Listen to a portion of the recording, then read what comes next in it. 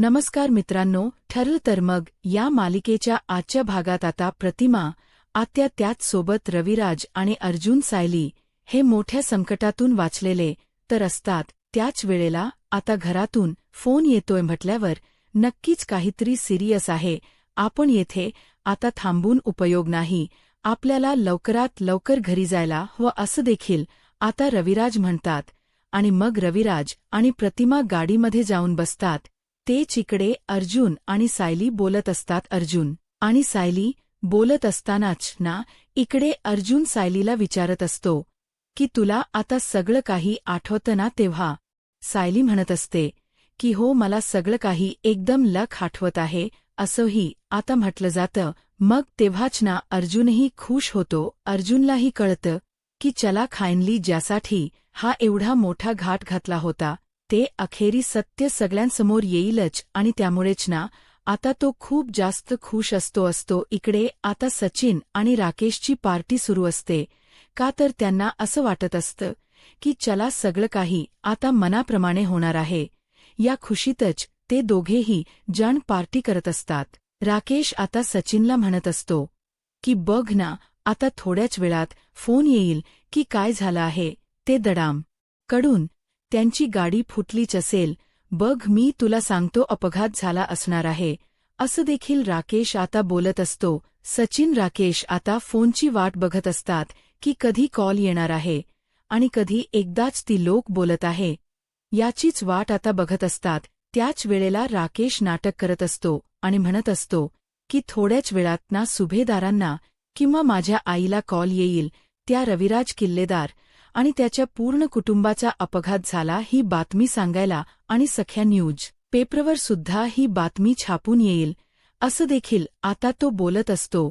हे सगळं बोलत असताना ना राकेशचा आनंद एकदमच द्विगुणित असतो आणि सचिन देखील हसत असतो.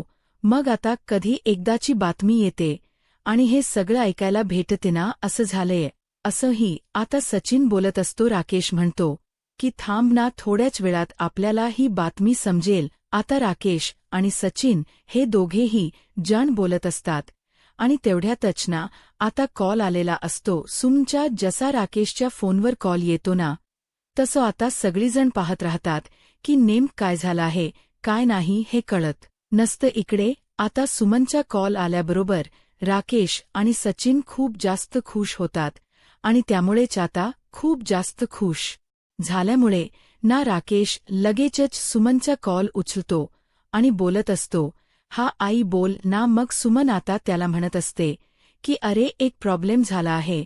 तर अजूनच त्याला आनंद वाटत असतो. तो विचारत असतो की काय प्रॉब्लेम झालाय आई, बोल ना. तेव्हाच अरे, मगाशी ना सगळे जण बाहेर गेले, म्हणजेच अर्जुन, त्यासोबत रविराज, प्रतिमा, आत्या आणि सायली सुद्धा चौघेही जण बाहेर गेले आहे आणि त्यांचा काहीच कॉन्टॅक्ट होत नाहीये. जरा तू बघतोस का तुझ्या परीने आता तू कुठे आहेस. तेव्हाच तो सांगत असतो की मी ना माझ्या मित्राकडे आहे. पण काय झालंय, एवढं मोठं झालंय तर तू आता सांगतेस का. पण तू काळजी करू नको, मी माझ्या परीने ना त्यांना शोधण्याचा प्रयत्न करतो असंही आता राकेश सांगत असतो. राकेशला आता मुद्दामूनच सुमन सांगत असते की बघ ना जरा, आणि पोलिसांना सुद्धा इन्फो करता आलं तर कर ना. आता हे सगळं काही इथे सुमन सांगत असते. तेव्हा इकडे जो राकेश आहे तो खूप जास्त खुश झालेला असतो. त्याला कळलेलं असतं की चला फायनली आपण जे काम केलेलं आहे ते मार्गी तरी लागलं. मग आता सुमन आणि बोलत असतात आणि सांगत असते की सुमन जरा प्लीज बघ, नाही तर ना आता टेन्शनचंच काम झालेलं आहे त्यावर. आता राकेश म्हणत असतो की आई तू काळजी करू नको, मी बघतो. पण इकडे ना राकेशला त्यासोबत सचिनला खूप जास्त आनंद झालेला असतो की त्यांना आता असं वाटत असतं की चला फायनली आपण जे केलंय ते मार्गी लागले तर. आणि त्यामुळेच ना आता खूपच जास्त आनंद झालेला असतो. पण तेवढ्यातच अर्जुन तिथे येतो आणि बोलत असतो की आम्ही आलेलो आहोत. आता हा आवाज ऐकल्याबरोबर ना इकडे मात्र जो राकेश आहे तो तर चकितच झालेला असतो. त्याला तर आता काय बोलावं आणि काय नाही हे सुधरत नसतं. तेच आता सायली सुद्धा घरी आलेली असते आणि सायली घरी आल्यावर ना आता इकडे तिकडे बघत असते, जसे की ती या घरात पहिल्यांदाच आलेली आहे. मग आता ती जेव्हा इकडे तिकडे पहिल्यांदा बघत असते ना अशी वेगळ्याच नजरेने, तेव्हा अर्जुनच तिला सावरून घेत असतो, कारण घरातल्यांना पुन्हा संशय येईल की अशी का करते आहे. अर्जुनला कळतं, पण आता तो बाकी इतर कोणाला कळू द्यायचं नाही असं ठरवतो. तेच आता दुसरीकडे हे सगळं काही बोलणं ना ऐकलं जात असतं, आणि हे सगळं बोलणं इकडे आता जो सचिन आहे आणि राकेश आहे तो ऐकत असतो. तर त्यांना तर आता आवाज आल्याबरोबर धक्का बसतो, कारण त्यांनी आता ठरवलेलं असतं की नक्कीच आपल्याला या मृत्यूची बातमी येईल. पण आता अर्जुन आलाय आणि म्हणतोय की आम्ही आलो आहोत म्हटल्यावर त्याला टेन्शन येतं. तो फोन ठेवण्याऐवजी चालूच ठेवतो, कारण त्याला आता तिथे काय काय चाललं आहे हे सगळं काही ऐकायचं असतं. सायली आल्या आल्या पूर्ण घर न्याळत असते, कारण ती तन्वी म्हणून या घरात पुन्हा एकदा पहिल्यांदा आलेली असते ना, त्यामुळे तिला आता त्या सगळ्या काही जुन्या आठवणी ताज्या टवटवी तिच्या डोळ्यासमोर दिसत असतात. तेव्हाच अर्जुन सायलीकडे जातो आणि सायलीला म्हणत असतो की बायको चल ना, आणि असं बोलून तू आता सायलीला घेऊन जातो. मग आता सायलीही इकडे तिकडे पाहते, त्यानंतर ती हळूच पुढे येते. मग इकडे आता सायली सगळ्यांकडे बघत असते. तर कुठे गेला होतात, काही सांगितले नाही. जर निदान सांगून गेला असता तर आम्हाला सुद्धा काळजी राहिली नसती ना. मग इकडे अस्मिता सुद्धा सायलीला म्हणत असते, काय तुम्हाला आम्ही सगळे जण फोन करत होतो, पण तुमच्या काही केला फोन लागत नव्हता. कुठे गेला होतात तुम्ही सगळे जण. अस्मिताबरोबर सगळे जण घरातले विचारत असतात. पण इकडे आता हे सगळं बोलणं सचिन राकेश ऐकत असतात. त्यांना तर आता काय करावं आणि काय नाही हे सुधरत नसतं. आता राकेशला कळलेलं असतं की त्याचा प्लॅन काही झालं तरी फ्लॉप झाला आहे, कारण इकडे अर्जुन सायली यांचा आवाज अगदीच त्यांना पूर्णपणे आलेला असतो. आणि तेव्हाच सुमन म्हणत असते की काय तुम्हाला आम्ही किती फोन करत होतो, पण तुमचा फोनच लागत नव्हता. किती काळजी वाटत होती, काय झालं असेल काय नाही अशी सारखी मनात भीती येत होती. म्हणूनच मग मी थेट इथे निघून आले असंही आता सुमन म्हणत असते. तेव्हाच ना इकडे पहिल्यांदा सायली ही पूर्ण आजीकडे जाते, आणि ती आता सायली पूर्ण आजीकडे जाऊन पूर्ण आजींना अगदीच ना भेटत असते, मिठी मारत असते. मग सायलीला नेमकं काय झालं ना हे कोणालाच कळत नसतं. सायलीकडे सगळे जण आता पाहू लागतात. तेव्हाच ना इकडे सायली पूर्ण आजीला घट्ट मिठी मारत असते. सायली हे सगळं का करते हे फक्त इकडे अर्जुनला माहिती असतं, बाकी इतर कोणालाच नाही. त्यामुळे आता सगळी जण पाहतच राहतात. तेच आता दुसरीकडे अर्जुनला आणि विचारलं जातं की नेमकं काय झालं होतं, कुठे होतात तुम्ही लोकही, काहीच तुमचा पत्ता नाही. तेव्हाच ना आता अर्जुन घडलेला सगळा प्रकार सांगायला सुरुवात करतो. अर्जुन सांगत असतो की खरं तर ना हा प्रॉब्लेम अशा पद्धतीने झाला, काय सांगू तुम्हाला, हे सगळं घडलं तेव्हा खरं तर आम्हालाही कळत नव्हतं त्या सगळ्या प्रसंगात कसं काय मार्ग काढायचा. तेव्हाच ना इकडे आता सायली सुद्धा सांगत असते की हो आम्ही सगळेजण बाहेर पडलो होतो, पण त्यावेळेला असा प्रसंग घडला ना, त्यावेळेला काही सुधरतच नव्हतं की काय करावं ते. सगळीकडनं कोंडी झाली होती. आता असं वाटत होतं की सगळं संपलं, पण अचानक सबळ काही ठीक झालं. त्यामुळे आम्ही थोडक्यात वाचू. आता सगळे जण नेमकं काय झालं आहे ते ऐकायला बसलेले असतात.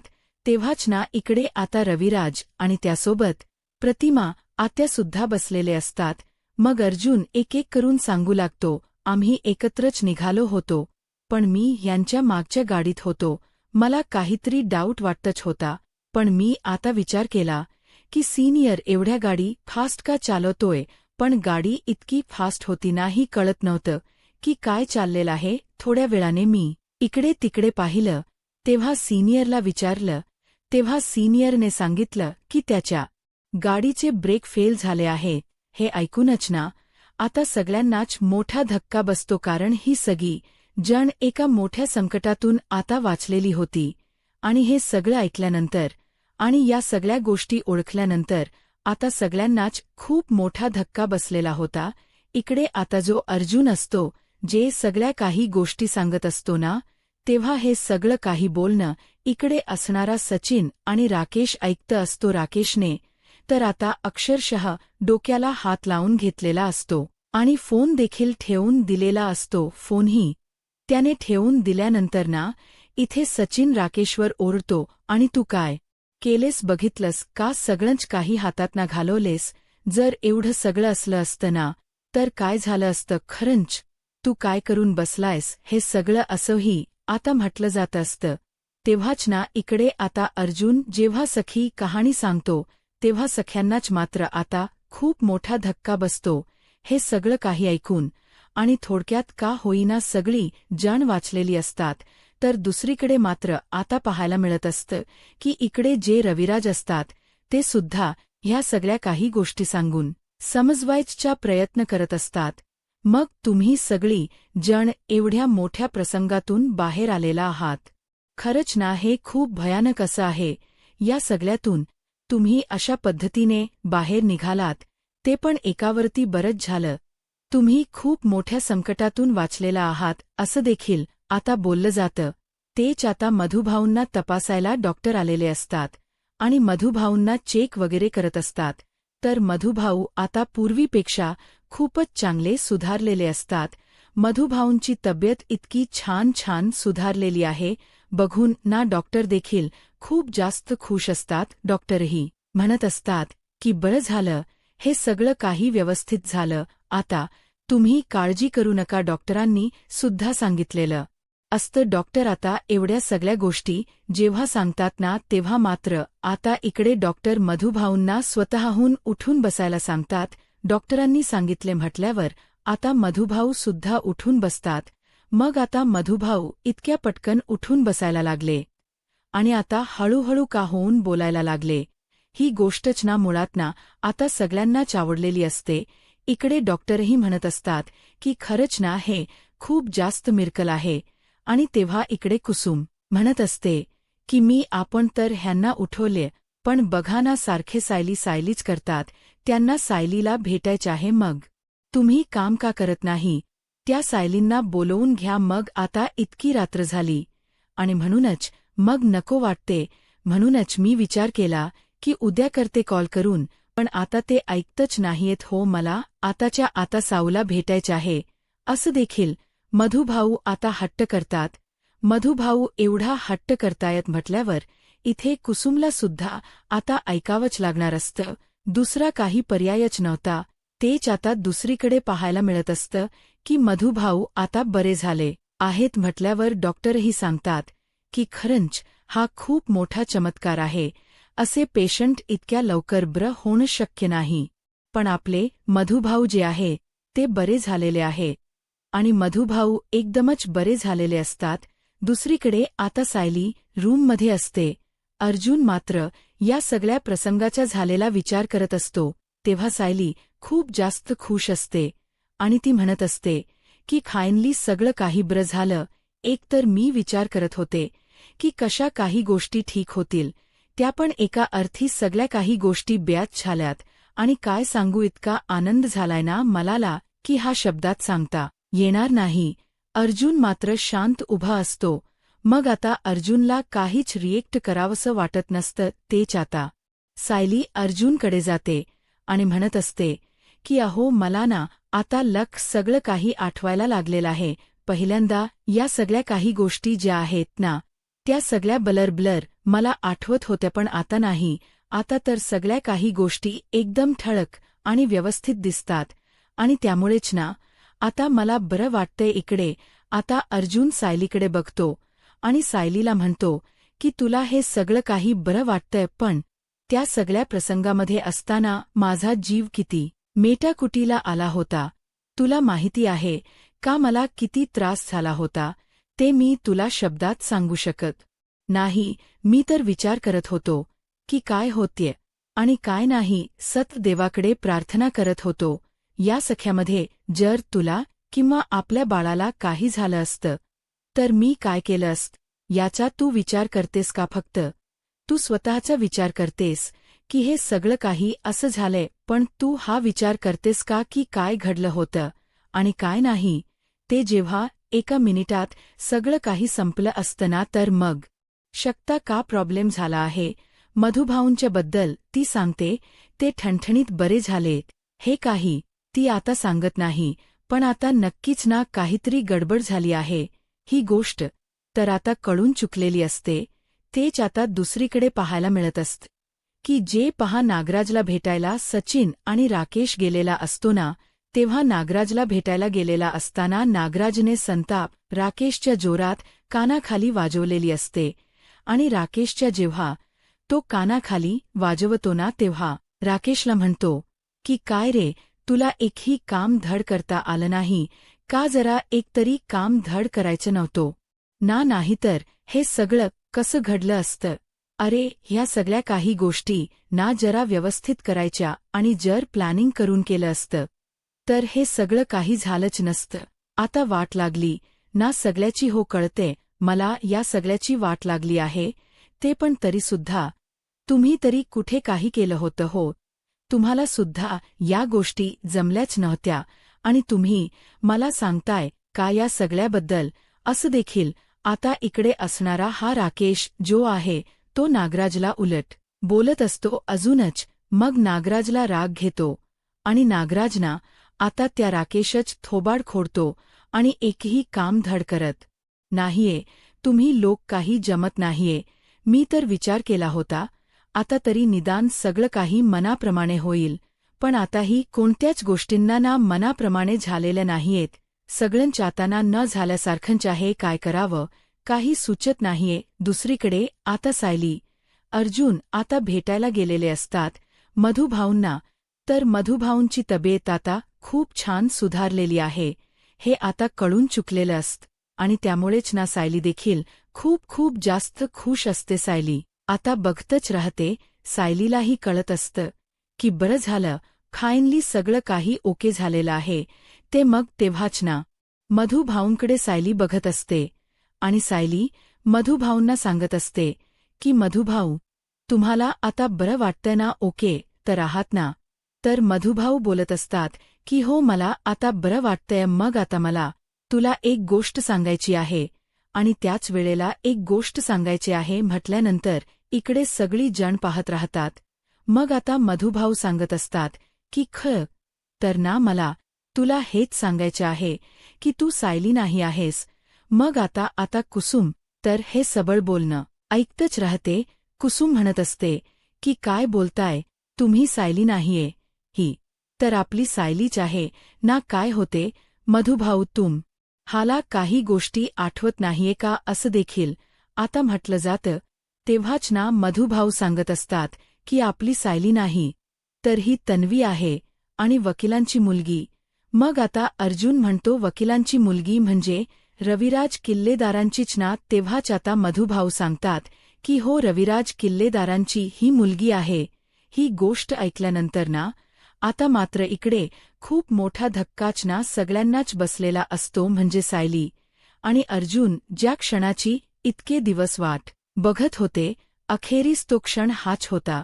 आणि मधुभाऊंनी सुद्धा फायनली सांगितलेलं होतं की सायली ही तन्वी आहे आणि ते सुद्धा रविराज किल्लेदार यांची मुलगी, रविराज किल्लेदार यांची मुलगी आहे हे सांगितल्यानंतर मात्र आता सायली सुद्धा खुश होते, कारण इतके दिवस ती त्या शोधात होती आणि आज फायनली तिला या गोष्टी समजलेल्या होत्या.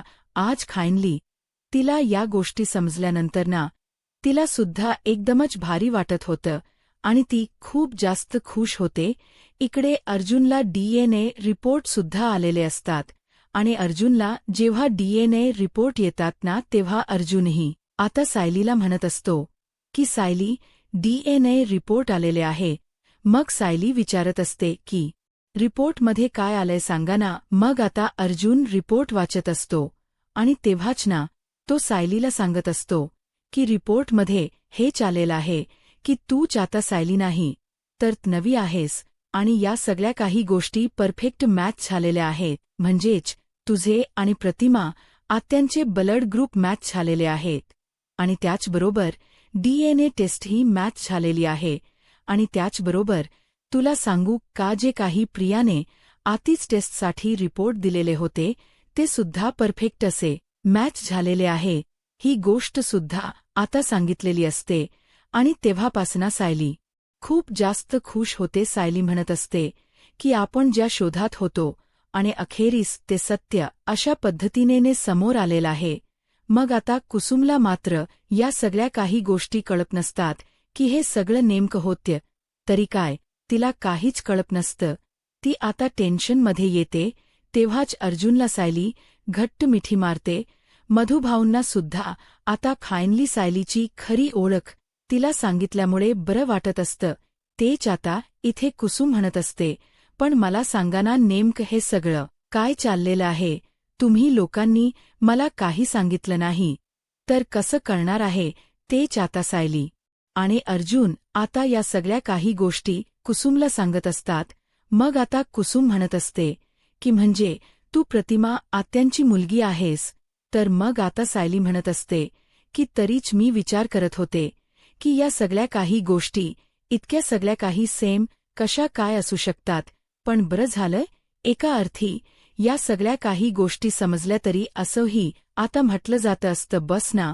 आता अर्जुन सायलीला म्हणत असतो की बायको आता आपल्याला तर हे सगळं काही समजलं आहे, पण या सगळ्या काही गोष्टींना ना मला असं वाटते की आपण व्यवस्थित करून सगळ्यांना सांगायला हवं. यात आणि म्हणजेच मला ह्या सगळ्या काही गोष्टींना एका सोहळ्याप्रमाणे सांगायच्या आहे. मग जेव्हा या सगळ्या काही गोष्टी समजतील ना सगळ्यांना, तेव्हा ख्या अर्थाने आपण आपला आनंद साजरा करू शकतोय असंही आता म्हटलं जातं. मग तेव्हाच ना अर्जुन आणि सायलीने प्लॅनिंग केलेलं असते. इकडे आता राकेश जो आहे तो प्रियाला जाऊन सांगतो की आता हातात ना सगळं काही गेलेलं आहे. आता हातात काहीच राहिलेलं नाही. त्यावेळेला प्रिया म्हणत असते की काय झालंय. अगं सायलीच तन्वी आहे हे सायलीला कळलेलं आहे आणि करत इतरांना सुद्धा. तर आता सायलीने ज्या पद्धतीने लहानपणी जो फ्रॉक घातलेला असतो ना, अगदी तसाच फ्रॉक ना आताही शिवून घेतला जातो. आणि आपल्याला इतके दिवस आपण वाट बघत होतो की आपली तन्वी कुठे आहे, तर आपल्या समोर साक्षात आपली तन्वी हजर आहे असं देखील आता सांगितलं जातं. आणि मग काय, सगळ्यांसमोर आता तन्वी कोण आहे हे समस्त सायली सगळ्यांसमोर येते आणि तीच तन्वी आहे आपली असं अर्जुन सांगतो. तेव्हा सगळ्यांनाच खूप मोठा धक्का बसतो. आता पुढे काय होईल हे पाहायला आत्ताच माझा महाराष्ट्र या यूट्यूब चॅनलला सबस्क्राईब करा. धन्यवाद.